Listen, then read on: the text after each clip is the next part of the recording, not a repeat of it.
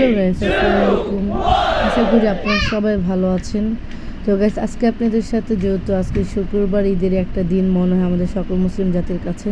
তো আজকে আমি আমার মায়ের জন্য সেই কুরবানি গরুর গোশত রান্না করব, সেইটা আপনাদের সাথে ভিডিও করবো। চলেন। দেখো, আমি নিয়েছি কুরবানির গরুর গোশত 1 কেজির একটু বেশি হবে।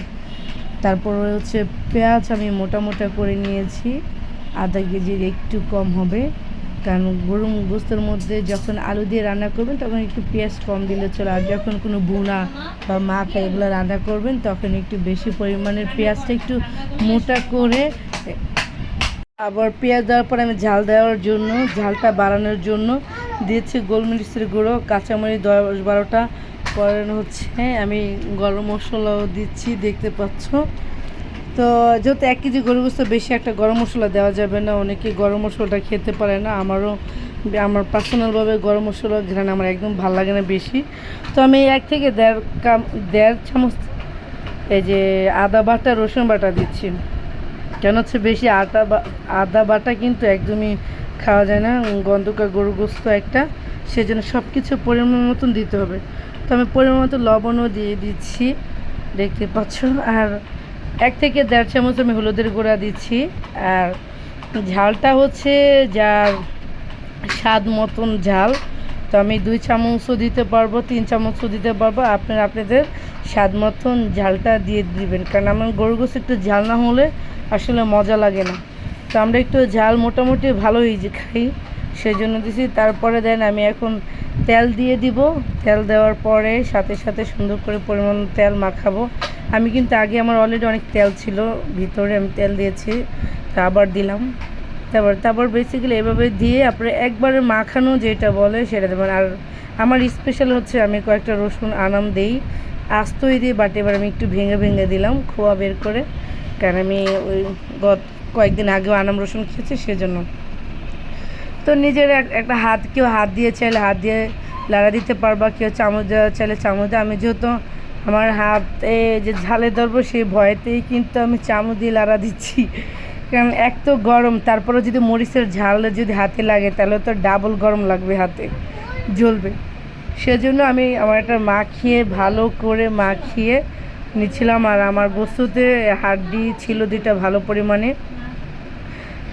সেটা। আর এই পাতিলটার বিষয় একটা বলি, পাতিলটা হচ্ছে আমাদের অলভিশন আছে একটা মহিলা সমিতি, তো সেখানে তারা বছরে একটা প্রাইজে মানুষের গিফট দেয় সদস্যদের। তো আমি সেদিনই বলেছি যে আমার যত কোরবানি গোশত আছে এক পোলটা, সেইটা দিয়ে আমি রান্না করবো এই পাতিলে। তো সেই যেই কথা সেই কাজ শুরু হয়ে গেল। আমিও আজকে সুযোগ মতো পেয়ে সেই পাতিলে রান্না করা শুরু করে দিলাম। তো সব কিছু দেওয়ার পরে আমি আরেকটু পেঁয়াজ বাকি ছিল আবার ঢেলে দিয়েছি, কারণ একটু থাকলে আসলে পেঁয়াজটা দিয়ে ফালানো যাবে, কোনো কাজেই লাগবে না, সেজন্য। তো তোমরা গ্যাস এইভাবে সুন্দর করে গরুর গোশত বা মুরগি যে কোনো জিনিসই, শুধু 2টা মাংস জাতীয় জিনিস, খাসির গোশত রাঁধতে পারবে। এভাবে মিক্স করে একদমই মাখিয়ে দিলে মানে সবচেয়ে বেস্ট হয় তরকারিটা। তো আমি সবসময় মাখিয়ে দেওয়ার চেষ্টা করি, মাখানো গোশতটা রান্নাটা আমার কাছে খুব অস্থির লাগে, খুবই মজা লাগে, তাই। তো আমি সব কিছু দিয়ে এখন আমি ঢাকনা নিব, ঢাকনা দিয়ে আমার এটাকে ঢাকনা দিয়ে দিব। এই দেখো আমার পাতিলটা কিন্তু সেই সুন্দর লাগছে। তো আমার সব কিছু মেরামত করা শেষ, আমি তোমাদেরকে আবার একটু দেখাচ্ছি যে কালারটা কেমন হলো। দেখতে পাচ্ছ বড় বড় পেঁয়াজে মনে হচ্ছে আমার তরকারি অলরেডি রান্না হয়ে গিয়েছে।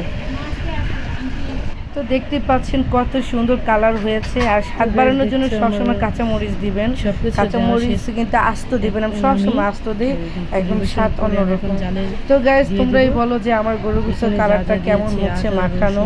আমি অলরেডি রান্না করিনি এখনই, তাই মনে হচ্ছে যে রান্না করেছি, রান্না গোশত তোমাদের সাথে ভিডিও করতেছি, তাই না?